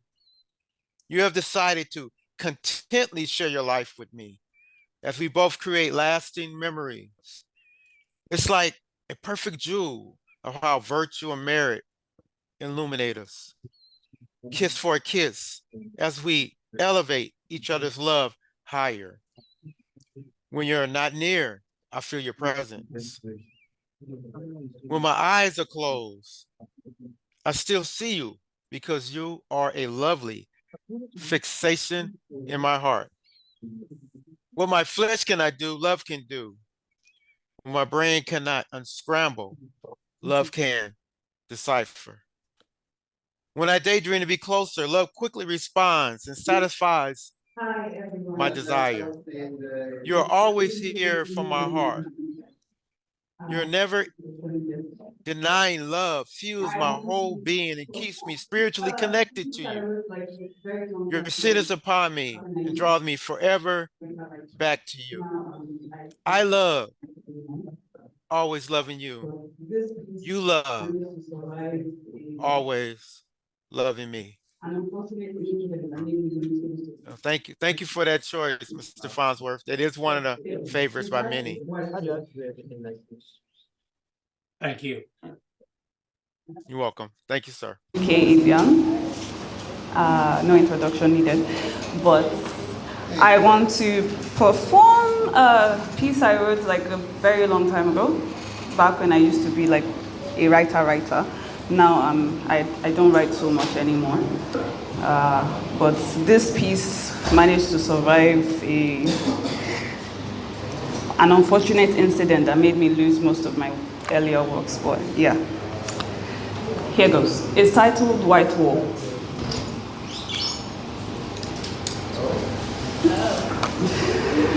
Life is like a white wall. My life, your life, all our lives, all our days repainted and whitewashed as we go along.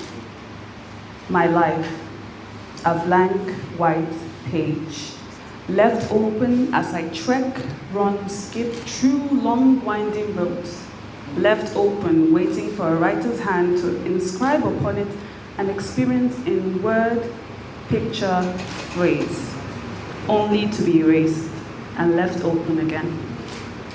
Life has no meaning, yet my meaning is clear. To be or not to be is the question I hear, to which an answer someday I'll find. But until then, do be so kind as to leave your mark, a memory in word, picture, phrase, something to remember, something to erase. Whatever you might desire, there's a space on my wall for you. Right here.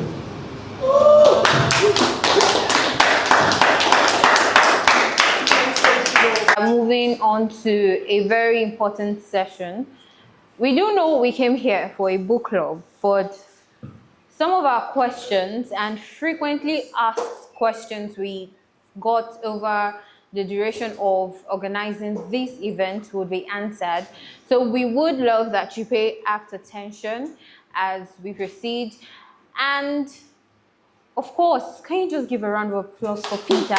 Peter's been amazing. Thank you so much. It's so wonderful. Thank you. So, thank you for bringing a group of literary persons. I want to ask you, how long would this be going for? How frequent? Okay, yeah. First of all, I want to say thank you to everyone who showed up today. Like, I really do appreciate it. You know, it's a good thing to set up a book club, and it's another thing for people to turn out to participate in it. You know, it's more like an encouragement that yeah, you know, we love this, we love to do more and more and more of it. And thanks to those joining online as well, I appreciate it. So concerning how long the book club is gonna stay, I wish it's gonna be a monthly sort of gathering where people come together and talk about books, you know. But you know, putting all of these things together to a cost. So along the line, if the money comes, you know, we'd love to do it. But then it's something I love to be monthly. It's something I love to be monthly. So along the line, as we keep coming, and I want to say a very good shout out and thank you to the Golden Child Promotion Publishing. I'm not sure if it's there for sponsoring this particular month edition. I'm not sure if Andre Mackenzie is the one, the dad holding the baby down there. Yeah, so I think his video is on mute. So I want to say a very good shout out to him and to the other donators too. We have Madam Crystal Butterfly. She's not here. She did not join, and of course the author as well. So as much as the fun keep coming in, we'd love to keep doing the book club because this is something I love to do really. Okay, so I know that this book club is an extension of your works on P English literature. What exactly is your inspiration and goal to founding Akure Book Club? Because definitely this is one of a kind. And what exactly pushed you? What motivated you to found something beautiful as this? Okay, you know, I'm a writer, I'm an author, and if you've not seen our channel yet, P English Literature, I'd love to urge you to check it out on YouTube and subscribe to it. Yeah, so one of the reasons why I set up this book club is the fact that after I got my book published several years ago, I've been looking for avenues to come together. I've been looking for book clubs actually in Akure, and I couldn't find one. I spoke to my friend, asked quite a lot of questions, went on Google to type book clubs in Akure. I found one. I called him. I was like, no, no, no, we don't do book club. We are publishers. We publish books. I was like, okay. So the frustration of me trying to look for a community where people come together and discuss books, because I love literature conversation and I love literary events like this. I do travel to Lagos, Port Harcourt to attend the Akure Book Festival, the International Poetry Festival. And whenever I get there and I tell them that there are no book activities in my city, they were like, well, Peter, that's why you are there. You can start up something. So I was like, well, I would love to, but none of these things takes money. Yeah, so that's one of the reasons why I set up Akure Book Club. And I intentionally do not want to call it anything P English literature because this is about Akure. It's about the city. My aim is to bring out people that love books from their hiding places because Akure is really big, really. Akure is really big, and for this city as big as this, and there are no book clubs, it's a shame, really. To be sincere, it's a big shame. Yeah, so for a city this big and this very large, my aim is to bring everybody who loves books, who are writers, to come together and have this writing community and have this community where people come together and talk about books once a month. So this is one of the reasons why I set it up, because number one, my frustration of looking for book clubs being absent in my city. If you go to places like Lagos, Abuja, there are literary festivals almost every week. Every people gather together, talk about books, do this and do that. So here, aside from the open mic show in Futa, which Ayotunde happens to be the coordinator, I haven't found anyone yet. So I told them, let me just set up one and see how it goes. And I'm very excited. I really appreciate you all for coming. She needs a motivation that, yeah, we'll support what you're doing. We want to do more of it. And, as time keep coming, we'll do more of it, review other genres of literature as well. Yeah. Okay, so for our internal community now, Yeah. are there opportunities for people to bring out their works, for the book club to review and also give criticism, support, publishing? We'd love to know about that. Yeah, and that answered the question of the first time I made a banner about this, someone said, Akure Book Club, and you're reading a book by a foreigner. How does that align together? And I was like, it's fine. My aim at first was to read to review a book by what's his name? Chigozie Obioma, the fisherman. I'm not sure if anyone knows about him, or other Nigerian literature. But the fact that, these are people that I do not know, I don't know the author particularly, and we have so many authors on English literature that we can use this avenue to promote their works, whose book also relates to African literature. We have quite a lot, which I'm currently proposing for our next book club to be The Port Finders from the Sky, a true stories of three lost boys from Sudan. It's a war memoir, which we would love to propose for our upcoming book club. Yeah, so all of these things is what I put together, and I feel like this would make a very good move because it's about the sponsorship, it's about people who would love their works to be featured and people who would love to sponsor the whole event. Yeah, but then as time goes on, we love to do more African literature. Absolutely, that'll be fun. That'll be very fun. Okay, so that's useful. That's useful. Right. Now, I would love to ask you, as time goes on and advancement of the book club, what other extensions are you looking forward to as regarding the literary society, writers, and the entire group of kids? Yeah, and again, to buttress that, I have a very big, aim. Everybody have big things in their head.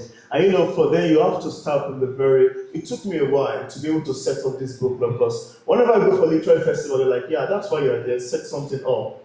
And I said, okay, I think after several months, more than a year even, then we decide, this is our debut collection, this is our debut Fox Book Club we are hosting. But then as time goes on, we'd love to have something like, Akure Book Festival. That would be fun, really. Yeah, that would be very fun. People come together and have this 4 day of book immersion, 3 days of book immersion, even if it's 2 days. And this is one of the things that I have in my mind. I'm looking forward to see it come to reality. But then, like I mentioned, it all needs sponsorship. Hopefully, we can have our state government want to support the Akure Book Club and promote reading in the culture of the young people. That'll be fine too. All right, so let's move into the aspect of the reading culture. Yeah. During the organizing, I personally raised polls and we saw that many people did not open the book. How then can we promote reading towards other book club events? Yeah, it's. I love that question, and I was a bit put off when I came up to talk about the book, and I'm not sure anybody read it physically here. Yeah, we have like 1, 2, 3. Even if it's half people who read it, that's like 4 or 5 people read it thoroughly. So that shows that the reading culture in Nigeria, it's a bit, it's going down the drain. Why should I read a book when I'm not getting paid? I mean, why should I just open poetry and start reading? So all of these things is what we are looking forward to changing. And I remember when I started my YouTube channel, and someone messaged me and said, Peter, you seems to be the only one in the booktube space in Nigeria. And I was like, oh, really?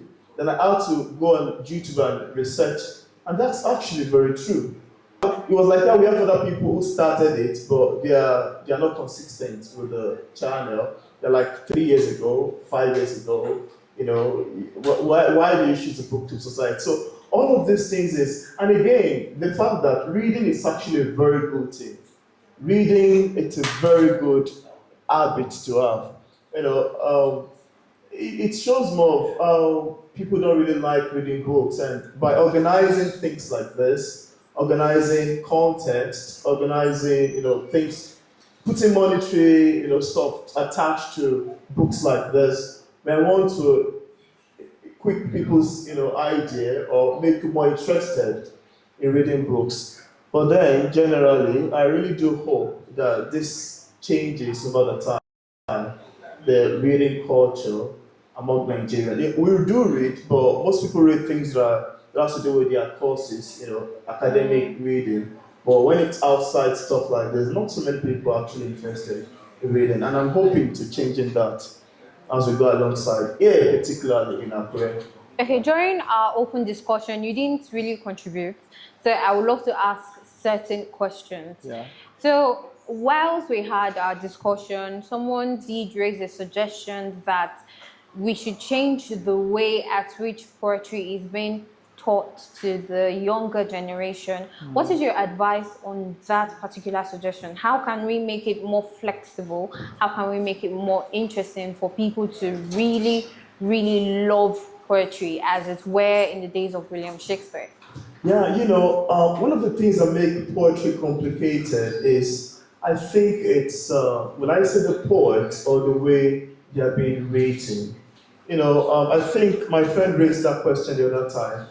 You writing a poem that's a bit very difficult for people to understand. It becomes very tiring, really. I have read poems, I've read poetry collections from well-known authors that I don't understand what I'm reading. I mean, I read a particular page and I open to the next one, and I was like, what are they talking about? I don't understand all of these things. It's very hard to understand. But I think maybe it's something the poets should work on, and that's why I particularly love books that are written in simple language, books that are written in a way that you can understand. I know, there's a need to add, poetry qualities to your writing. There's a need to add certain features to make it fit into the conventional poetry standard. But then the fact of making poetry very easy to understand, accessible to everyone, is something that I think not only the writer, but the poets needs to work on that, to make poetry quite easy in a way that people can read your line and do not have to think over and over again before they can understand it. People would have to read your stanzas and directly understand what message you're trying to pass across. But there are conventional way of writing poetry where you mix certain metaphors with this, with that, that you would have to think over and over again. And that's what they taught in classrooms. They will say, identify the metaphor in this line, or identify the clocks wherever. So all of those things make it a bit quite hard to understand. So I think to me it's the work of the poets to make poetry quite easy in their writing style and quite understandable for the people. Yeah. Okay, we also talked about suicide. Yeah. As a writer, so far, I believe you've written and your works have great impact on the society. How do you think, personally, for you, you can alleviate the rate of suicide in the society?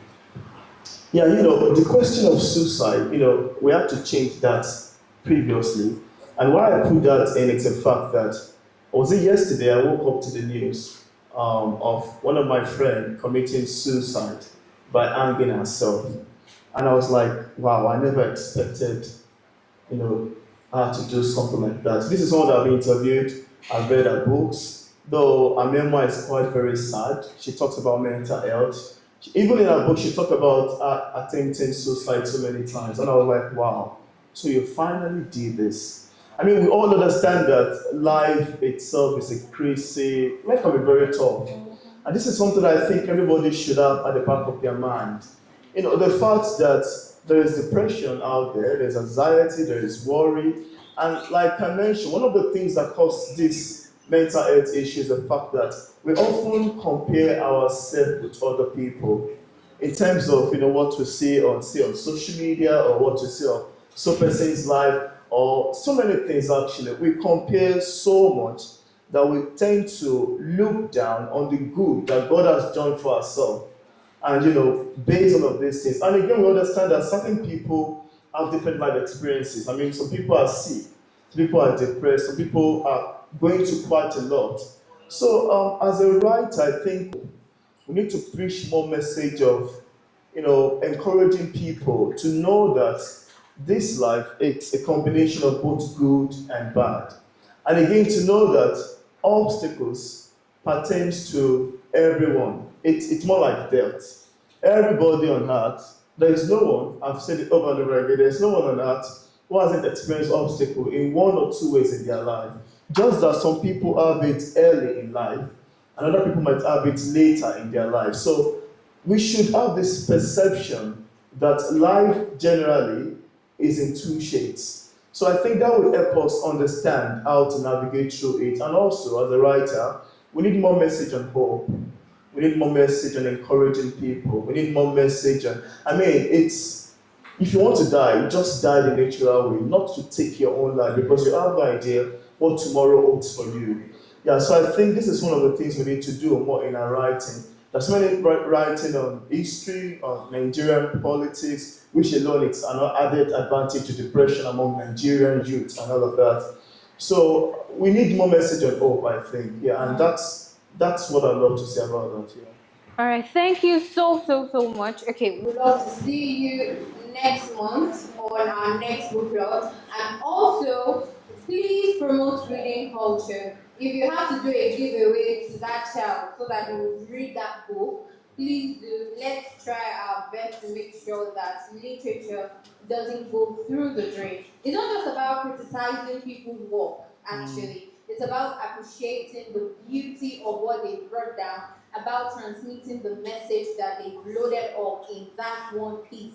From a single piece, it can be interpreted in many ways. Yeah. So those many ways that it is being interpreted should be gone across and should be well interpreted. People should not get the wrong message from what you dropped. So I hope that from today's event, you will be the shining light that we need in today's literary society. Thank you so much for being a part of today's event. God bless you all. Yeah, thank you. Thank you so much. Online audience, are you still there? I want to say thank you to everyone who showed up today. Thanks to the online audience. Thanks to every single one who showed up physically. I'm so excited to make this a reality. And please help share the news. Talk to your friend about it. That there's a book club currently in Akure that has come to stay. So over and over again, we love to explore more genre of literature.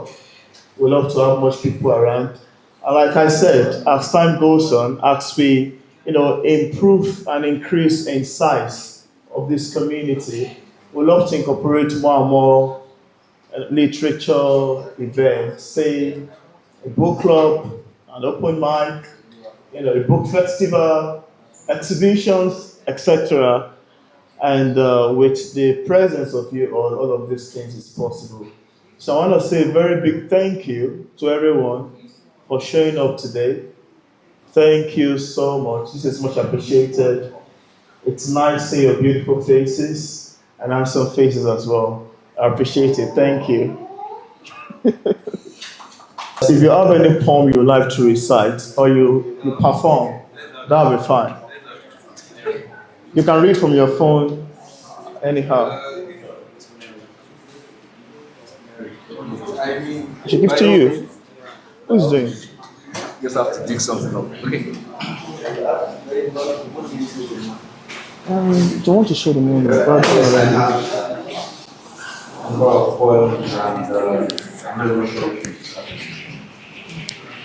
Sir, how many Yoruba people were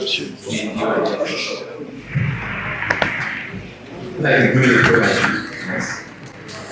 Yorubas? How many people don't speak Yoruba?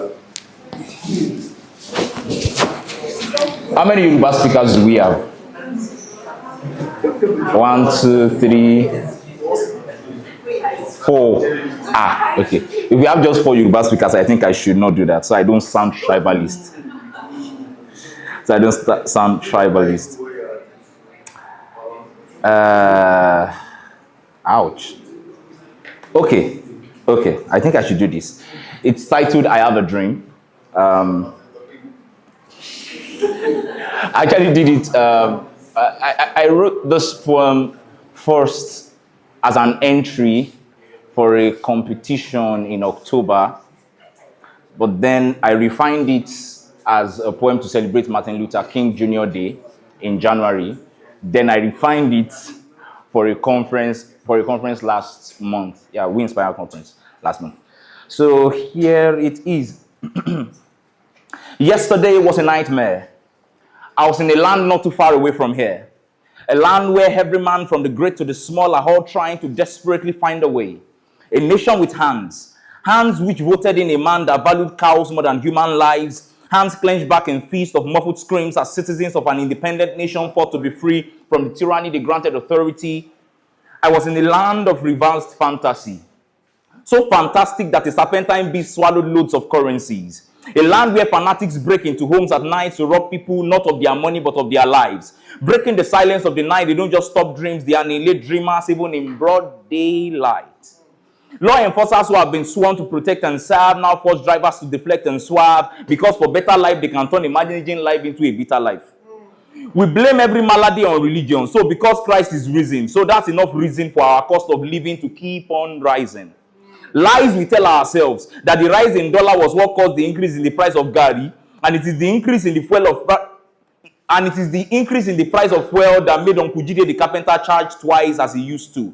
But now both are down. But Mommy Titi would never crash down the prices of our groceries and commodity because inflation is not really a problem until you are not profiting from it.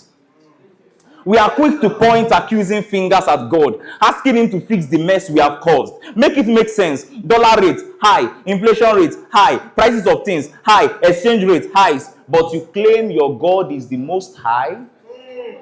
I mean, man make laws. I can tell that it is cheaper to die off, and I wonder if that's why it's called cost of living, because last, now our savings they save us. But shey na person we don't chop, but they get spare fund to save up.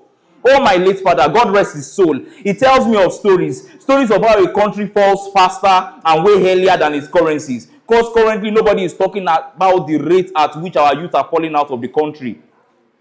They say they are in search of a better life. Well, I don't blame them. 15 naira can't secure anything in this country. Not even your life from known gone men.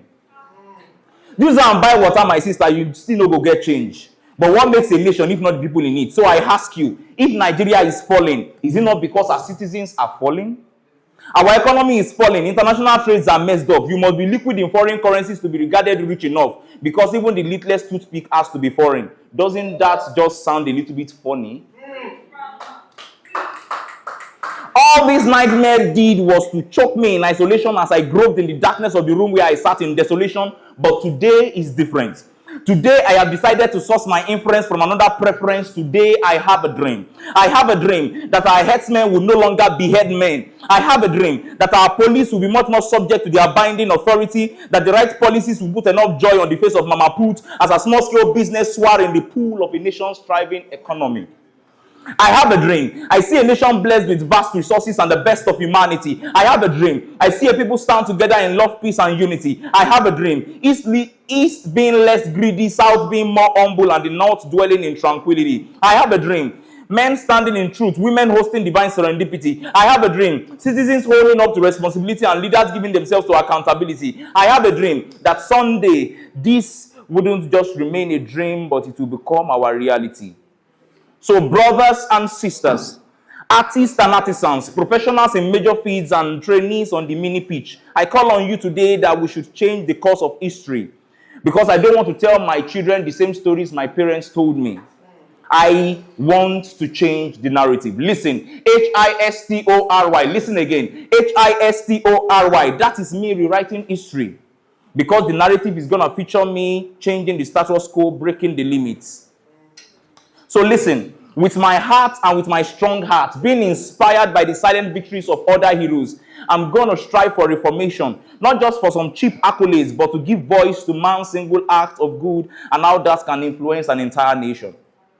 Here in Africa, a new fire is burning, and it is the fiery passion of young professionals and intentional creatives who are going to change the narratives with their words, skills, and deeds. So with our hands joined together, we won't just change this nation from top to bottom, but from the grassroots up. Together, aiming for a summit, we would mold the change we seek, climbing to the zenith. Because last, Edom will only be known and recognized for the great deeds that he has done.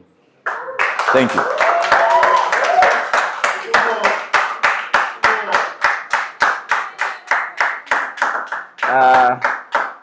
Something I submitted for a poetry entry like that. But it's where, Sha? Okay. Men not gods, men not gods, men not gods. I beg to ask, what makes the difference? Like calabashes are filled with sand, men boast of power in their hand. Pharaoh's kings on thrones of mud drown their souls in crimson flood. But the gods, they hold no sway over the choices that men make each day to build a nation strong and true, or watch it crumble, steeped in ruins. It is men who possess and men who repulse. For God may yet bless and God may yet curse. And it is men that become blessed or cursed. For what cause? Doesn't that sound absurd? Dynasty, hierarchy, treachery, anarchy, all rest on the shoulders of men and not gods. Men decide their own fates and that of other men, not gods. Men, not gods, are going to watch this video. Well, it was a video. And while some may look and pass, other men might just watch and like. Men can be worse than monsters. And you see, I know this because in my country, men, not Amadioha, make ASU strike more often and louder than thunder. In my country, men, not Ogun, pick up matches to slay fellow men in the name of Isakaba. The insurgency of unknown men were made and reported by men and not gods. Need I reiterate that even the herdsmen that beheads men are men and not gods. Men who make even the gods wonder. Men who make even divinity to pause and to ponder. Men, not gods. Men, not gods. Men, not gods. I wonder what is the difference. Man is flesh, blood, and emotions. God have no feelings. But they lack that major part that would have allowed them to share in the pains of others. So men live by laws. Why God makes bylaws? Then maybe, just maybe, the gods are crazy. I've seen mortals try to deify themselves. They defy instructions, ignore corrections, and neglect directions. They become a rogue of their own making. Even the gods watch with furrowed brows at the chaos we create. They get choked at how we cope with the evils of fellow men and not gods. Men ambitiously trying to attain godly feats. I guess we often forget that the greatest gift of humanity are choice, the ability to live beyond and below, and empathy, the ability to feel and carry the emotions of others. Let us not mimic gods in their distant sky, for their power is hollow without our belief.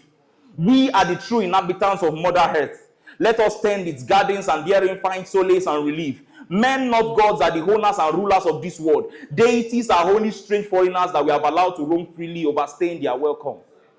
Even the gods need the worship of men for them to be gods. I mean, gods have no relevance if there are no human devotees. Even the gods yearn to be men. They wish for the daughters of men. Men, not gods, hold the future in their hands. The power to heal and the power to destroy. Men, not gods, choose where humanity stands, united and strong, so every heart can find joy. So can we once again be men, good men, and not gods? Thank you. That a page poet than a performance poet. So I'll be reading my piece, and also I do bilingual poetry. I write in both Yoruba and English language. So I'll be reading a piece I wrote sometimes back, and it's titled "Intricacies." Intricacies. Okay, yeah. Boko wájú sí ẹkúta, bó kẹ́yìn sí ẹtúnta, bó dẹ̀ kù wọ nìkan, kò tún ìrara rẹ̀ pa. Boko wájú sí ẹkúta, for opportunity they say comes but once. Be merry and swear your ways to the tunes of Agidigbo. But remember, the early bird catches the worm. Bó kẹ́yìn sí ẹtúnta, remember the tale of the last straw that breaks the camel's back? Onímọ̀lárí kò sẹ́ni tó mọ̀lá, for even in the present straw, even in the present future, abides the straw. Bó dẹ̀ kù ìwọ nìkan kò tún ìrara rẹ̀ pa. For life goes not backward nor tarries with yesterday. Heed the warnings of the Alukoro ọ̀run as alarmingly it meticulously cries. Bó kọ wájú sí ẹkúta, bó kọ̀yìn sí ẹtúnta, bó dẹ̀ kù ìwọ nìkan kò tún ìrara rẹ̀ pa. Yeah. That's that. And okay, then there's this other piece I wrote some time back to it's titled Adam. Right. Adam was treading the streets of the ill-fated, the deserted part of the chastised and broken. So their actor was dumbfounded, for they rejoiced in an unspoken truth. They said, Adam, no man. They said, though today may be misty and the sky be filled with clouded clouds, the cloud may today be filled with unearthly evils. We yet rejoice in which we know. Adam, no man. They sent me to the sons of men, to the Yalakara whose oil ceased to flow, even the Alabede whose iron burns to ashes. They said, Bí ẹkún pẹ́ di alẹ́, Adùn ló máa gbẹ̀yìn ewúro. I was told to tell the virgins of the land, the wedded brides whom brooms haven't been found, that they pay attention to the inner yet clamoring sound, for its words are Adùn ní gbẹ̀yìn ewúro. Tell it to the akẹ́kọ̀ọ́, who defaults in knowledge and understanding, that ones like him were his olùkọ́, till he encountered the Adùn tó ń gbẹ̀yìn ewúro. Tell it to the Abbe whose crops seems to fail, that even the Akorin's voice at times seemingly fades, but in all consistency is key, and be glad, nítorí Adùn ló máa gbẹ̀yìn ewúro. Their voice harmonized with the sages of sound, to produce some notes caressing to the ear, that bí ẹkún pẹ́ di alẹ́, and evil seems to abound. Be not dismayed, Adùn ló ń gbẹ̀yìn ewúro. Thank you. About worship, and it goes thus. Biochemists will agree with me that the pathway of worship isn't biochemical pathways that need enzyme to function, but had unction to ascend to the heavens. So even without songs, as the archangels does, we worship the Most High for His goodness without reaching out for His goodies. Worship isn't a compilation of melodies that sit on our lips but never get to the heart. It's not a time to feel emotional for the lenses of the camera, but it is a lifestyle that we need not to pose for. Worship It isn't that gyration or hype, just a sincere relation without duration, because it's timeless. Worship is not just the lip service or a rehearsed leg work, but a time to catch rema. So you snooze, you lose. In worship, we get ready to work because this worship would sink if you refuse to worship the King. In worship, we do not mind Sister Lagbaja, who is snoring away our praise, but raise our agbada like Omo Yoruba and bow to his beautifulness. In worship, we lift our hearts, not our hands, because the feeling it gives is more Pentecostal than the type of fire that burns without a smoke. In worship, we offer gratitude like grapes on the vine. Our soul dance to the songs of the vine. We glitter and we behold him like stars in the night, because in worship, our hearts ignite. In worship, we raise up our sacrifices of praise. Yoruba call it ebo okpe that need not to be placed on the Rita Meta before it ascends, because we worship in spirit and in truth. The pathway of worship isn't milky, so we don't need Milo to go low, but praises like Lipton to lift us in his presence, like the excited state of an element. So I pray that we worship him today. May we not lose our place in the realms of praise to pray is. Thank you.